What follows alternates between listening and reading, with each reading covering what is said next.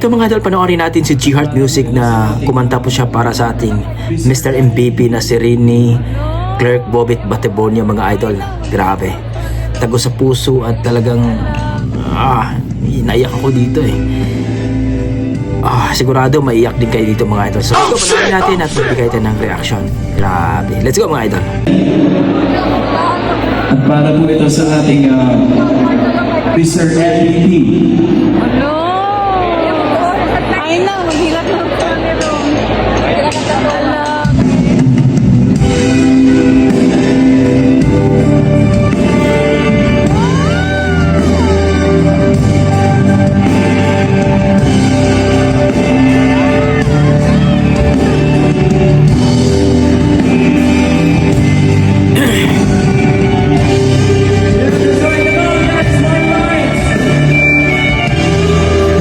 Rini Bobit Batebonio.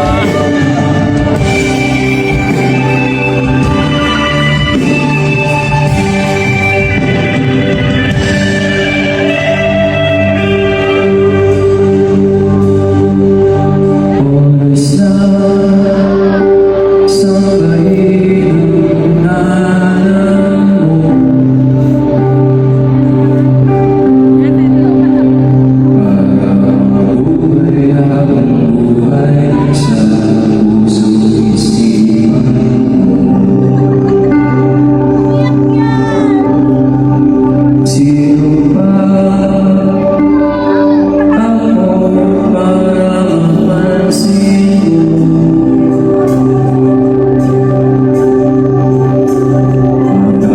Pagkalangin ko sa'yo, sana'y tumingan.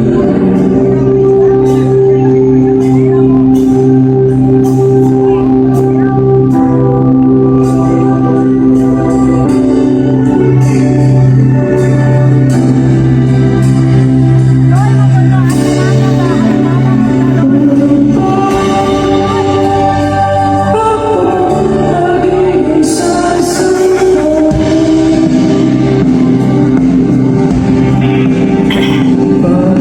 basta makita dyan sa tabi ng trono mo.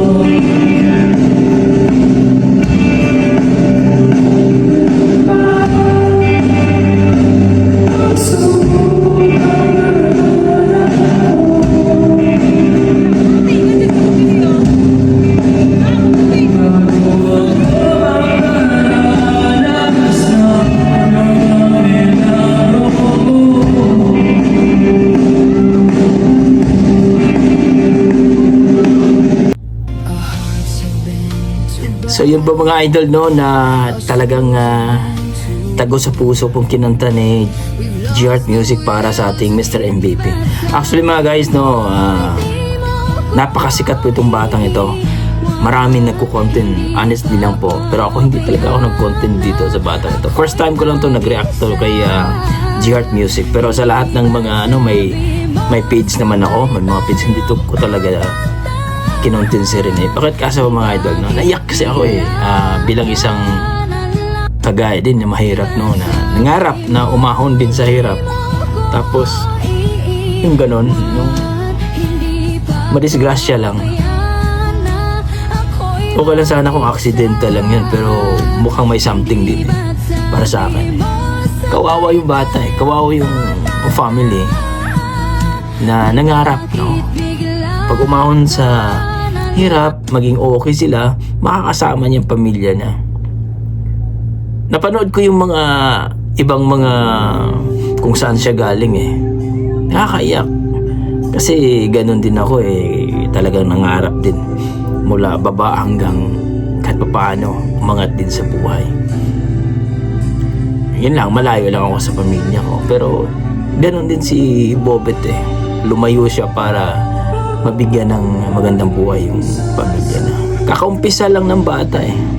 Tapos, yung inggit kasi, para sa akin yung inggit kasi yung masama sa tao eh. Pag mainggit ka talaga, ako hindi ako naniwala na aksidente lang yan. Never to maniwala aksidente yan. Kung yung dagat na yun, kahit gaano pa kalalim yun, hindi basta-basta maano yung taong yun kasi laking ilog yun eh. Laking sapa yun si Bobet. Katangkad pa nun at ang galing lumangoy nun. Hindi. Hindi ako masyado talaga nagko-content kay Bobet talaga. Medyo nasaktan ako eh. First time ko lang ito sa ko. Kaya tingnan nyo sa YouTube ko, wala akong na-content. Ngayon lang, si Bobet, na kay G-Heart Music eh. Bisaya din. So, pasensya na kung medyo emotional mga idol. Para sa akin, napakasarap pakinggan. At condolence na nga sa pamilyang Baterbonia. Hopefully, si RV, yung kapatid niya, siya yung susunod. Pray lang natin mga idol. At hopefully, makuha ng pamilya Baterbonia ang hustisya. Okay, God bless mga idol. Ingat po kayo lagi. Don't forget pakipollow po ang Facebook page ni G-Heart Music at ang kanyang YouTube channel. Okay, God bless mga idol. Ingat po kayo lagi.